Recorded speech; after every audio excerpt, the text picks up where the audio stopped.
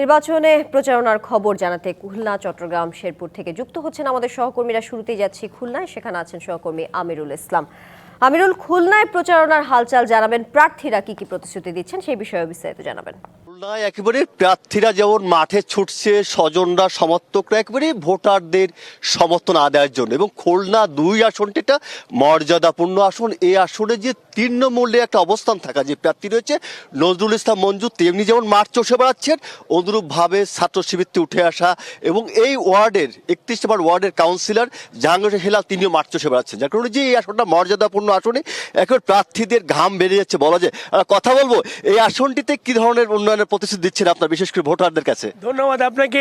এবারে নির্বাচনটা তো নানা কারণে গুরুত্বপূর্ণ, আর এটা বিএনপির ঘাঁটি। এখানে বিএনপি সবসময় নির্বাচন জিতেছে, 2টি ভোট ডাকাতি বাদে।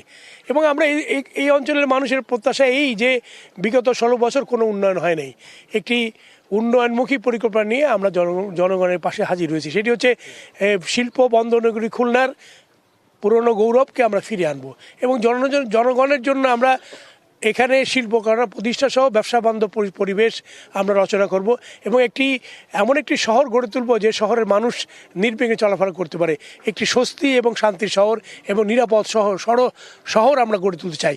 এছাড়াও যুবকদের জন্য আমাদের নানান ধরনের প্রতিশ্রুতি আছে, পরিকল্পনা আছে এবং সেটি হচ্ছে যুবকদের আমরা মানব সম্পদ উন্নয়নের জায়গা নিয়ে আসতে চাই, শিক্ষা দিয়ে, ট্রেনিং দিয়ে, নানান ধরনের পরিকল্পনা আমাদের মধ্যে আছে। আপনাকে এবং যেমনটি বলছে যে বিশেষ করে যুবকদের কর্মসংস্থান এবং সন্ত্রাস নির্মূল করে চাঁদাবাজ মুক্ত একটা নগরী গড়ার যে প্রতিশ্রুতি নিয়ে কিন্তু প্রার্থী ভোটারদের কাছে যাচ্ছে সমর্থন আদানের জন্য। এটাই ছিল সর্বশেষ অবস্থা। ধন্যবাদ, আপনি থাকবেন। এবারে যাচ্ছি চট্টগ্রামে, সেখানে আছেন আমাদের সহকর্মী শহীদুল ইসলাম। শহীদুল, কেমন চলছে চট্টগ্রামের প্রচারণা? কোন কোন প্রার্থী প্রচারণায় নেমেছেন? ভোটারদের কি কি প্রতিশ্রুতি দিচ্ছেন সব মিলিয়ে জানাবেন। বিদেশ থেকে দেশে রেমিটেন্সের টাকা আসে নিরাপদে, তাই আজই আপনার আপনজনকে বলে রাখুন রেমিটেন্সের টাকা যেন শুধু নগদেই পাঠায়। চট্টগ্রামের আমি আছি চট্টগ্রামের এই মুহূর্তে টাইগার পাস এলাকায়, যেখানে জামাতের যে চট্টগ্রাম 10 আসনের প্রার্থী রয়েছেন শামসুজ্জামান হেলালি, তিনি এখানে যে জামাতের আমির যে আগামী 2 ফেব্রুয়ারি চট্টগ্রামে আগমন করবেন সেই হিসেবে জামাতের পক্ষ থেকে চট্টগ্রাম 10 আসনের শামসুজ্জামান হেলালির পক্ষ থেকে তিনি এখানে স্বাগত মিছিল করছেন। আমরা একটু কথা বলতে চেষ্টা করব তার সাথে। আপনারা তো এখানে স্বাগত মিছিল করছেন, এটা আসলে কেন করছেন? আপনাদের আয়োজন সম্পর্কে একটু বলবেন। জি, আপনি জানেন যে 2 ফেব্রুয়ারি চট্টগ্রামে আমিরে জামাত আসছেন, দাঁড়িপাল্লার সমর্থনে তিনি এখানে সমাবেশ করবেন। আমরা সেই সমাবেশকে সফলকাম করার জন্য আমিরে জামাতকে স্বাগত জানিয়ে আজকে চট্টগ্রাম 10 আসনের পক্ষ থেকে আমাদের আজকের এই শোভাযাত্রা। একদিকে আমরা দাঁড়িপাল্লার শোভাযাত্রা করছি, আমিরে জামাতকে স্বাগত জানিয়ে আজকে আমাদের এই কর্মসূচি। আপনাদের এই আয়োজনে কত লক্ষ মানুষ আসলে উপস্থিত থাকতে পারে আপনারা আশা করছেন? জি, কত লক্ষ মানুষের উপস্থিতি থাকতে পারে বলে আশা করছেন? আমরা আশা করছি, এটি তো বন্দর হাই স্কুলের মাঠ, আমরা 2 আসন থেকে প্রায় 5 লক্ষাধিক মানুষ আমাদের সমাবেশে উপস্থিত থাকবে ইনশাআল্লাহ। ধন্যবাদ আপনাকে। এই যে শুনছিলেন আসলে তার কথা যে ওনারা আশা করছেন 10 লক্ষের অধিক মানুষ যে জামাতের আমির যে চট্টগ্রাম আসতেছেন তার যে জনসমাবেশ সেখানে উপস্থিত থাকবেন। আর এছাড়াও যে এখান থেকে একটু পরেই তার আসলে গণসংযোগ করবেন। এই ছিল চট্টগ্রাম থেকে আমার কাছে থাকা সবশেষ খবর।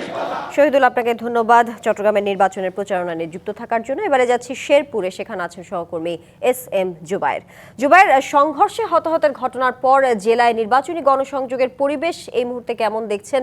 নিরাপত্তা পরিস্থিতির বিষয়েও জানাবেন। গত বুধবার যে চেয়ারে বসাকে কেন্দ্র করে বিএনপি জামাত সমর্থকদের মধ্যে সংঘর্ষ হয়েছিল, সেই সংঘর্ষের ফলে কিন্তু শেরপুর 3 আসনে আজ পর্যন্ত নির্বাচনী প্রচারণা অনেকটা বন্ধ রয়েছে। এছাড়া যদি বলতে চাই, শেরপুর 2 এবং শেরপুর 1 আসন, যেটি শেরপুর সদর নিয়ে গঠিত এবং শেরপুর 2 নকলানা লিতাবাড়ি নিয়ে গঠিত, এই 2টি আসনেও কিন্তু নির্বাচনের প্রচারণা অনেকটা ভাটা পড়েছে।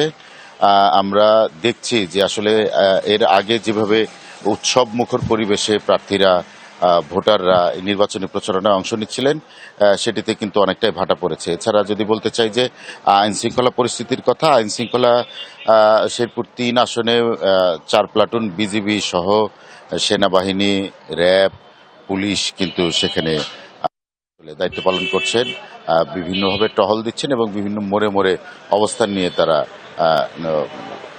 অবস্থা পর্যবেক্ষণ করছেন। এছাড়া শেরপুর সদর এবং শেরপুর সদর সহ শেরপুর জেলার প্রতিটি এলাকায় কিন্তু আসলে অতিরিক্ত পুলিশ মোতায়েন রয়েছে, বিজিবি মোতায়েন রয়েছে এবং সেনাবাহিনী পাশাপাশি সেনাবাহিনী কাজ করছে। আমরা বিভিন্ন প্রার্থীদের সাথে কথা বলেছি যে আসলে নির্বাচনে সেদিনের সংঘর্ষের পর থেকে তারা অনেকটা নিরাপত্তা শঙ্কায় রয়েছে এবং জামাতের পক্ষ থেকে আজ দুপুর 3:30টায় শেরপুর সরকারি কলেজ থেকে কিন্তু এক বিক্ষোভ মিছিলের ডাক দিয়েছে।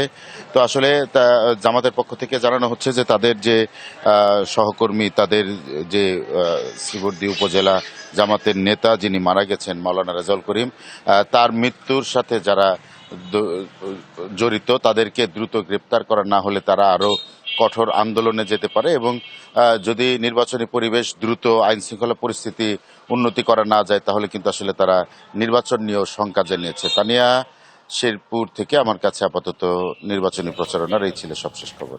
জুবাইর, আপনাকে ধন্যবাদ যুক্ত থাকার জন্য।